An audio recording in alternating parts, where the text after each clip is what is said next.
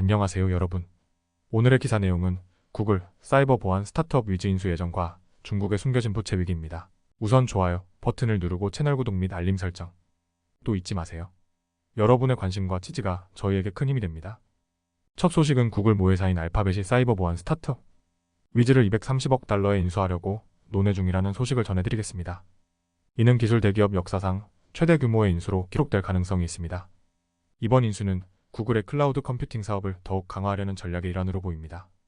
현재 구글은 클라우드 시장에서 아마존과 마이크로소프트에 이어 3위를 차지하고 있지만 이번 인수를 통해 경쟁력을 크게 높일 수 있을 것으로 기대됩니다. 위즈는 2020년 어세프 레퍼포트와 그의 동료들이 설립한 사이버 보안 스타트업으로 클라우드 컴퓨팅을 위한 사이버 보안 소프트웨어를 제공합니다. 이 회사는 설립 이후 빠르게 성장하여 올해 초 120억 달러의 가치를 평가받았습니다.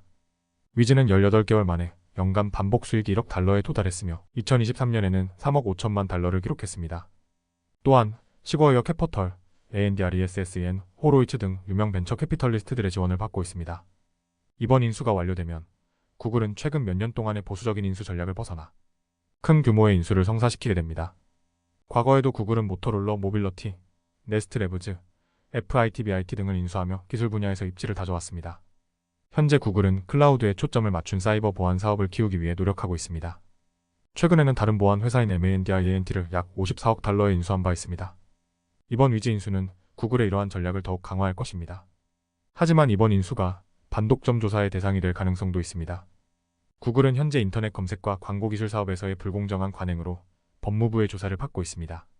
그럼에도 불구하고 클라우드 컴퓨팅 시장에서의 경쟁력을 높이기 위한 구글의 노력은 계속될 것입니다. 위즈의 창립자들은 2015년에 첫 번째 스타트업인 ADLLOM을 마이크로소프트에 3억 2천만 달러에 매각한 후 위즈를 설립했습니다. 이들은 수년간 마이크로소프트에서 일한 경험을 바탕으로 위즈를 성공적으로 성장시켰습니다. 이번 거래가 성사되면 최근 가장 큰 기술 거래 중 하나가 될 것입니다. 이는 반독점 조사와 높은 이자율로 인해 잠재적인 매수자들이 신중한 접근을 취하는 상황에서 이루어지는 큰 거래입니다. 구글과 위즈의 거래가 성사될지, 그리고 이로 인해 구글의 클라우드 컴퓨팅 사업이 어떻게 변화할지 계속 주목해 보겠습니다. 두 번째 소식은 중국의 지방정부가 축적한 숨겨진 부채가 중국 경제에 어떤 영향을 미치고 있는지에 대해 이야기해 보겠습니다. 특히 류저우라는 도시를 중심으로 이야기를 나눠보겠습니다. 2019년 류저우의 공무원들은 경제 성장을 위해 대규모 산업지구와 경전철 시스템을 건설하고 있었습니다. 당시 우웨이 시장은 지역의 성과를 자랑했지만 그 뒤에는 막대한 비공식 부채가 있었습니다. 이러한 부채는 중국 여러 도시에서 경제 개발을 추진하는 데 중요한 역할을 했습니다.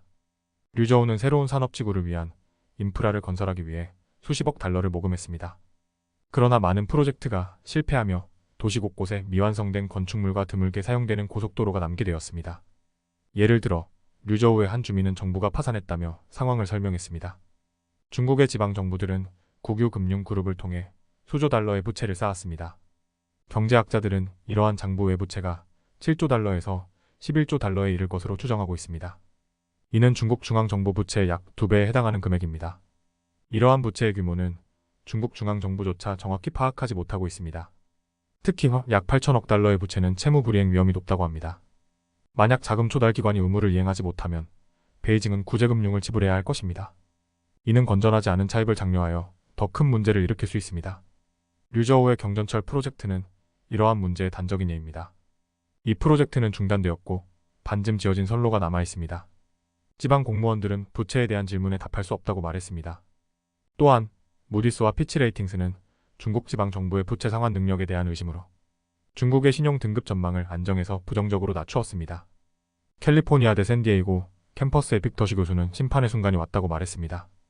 류저우는 반도체, 전기 자동차 등의 산업을 유치하려 했으나 도시에 고립된 위치 때문에 어려움을 겪었습니다.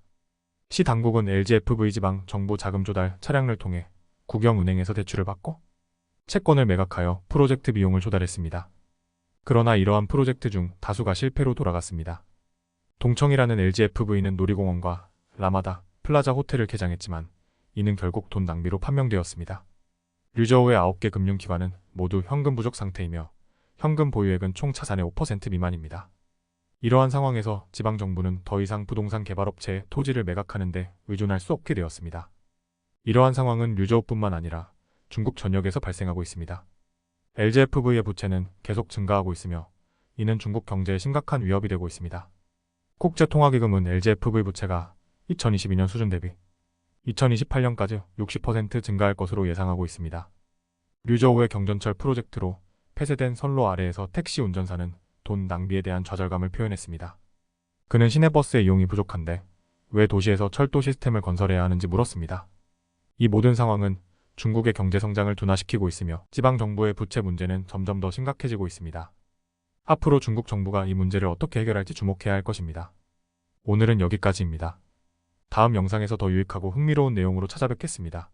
이 영상은 투자 의견이 아닙니다. 매우 감사합니다.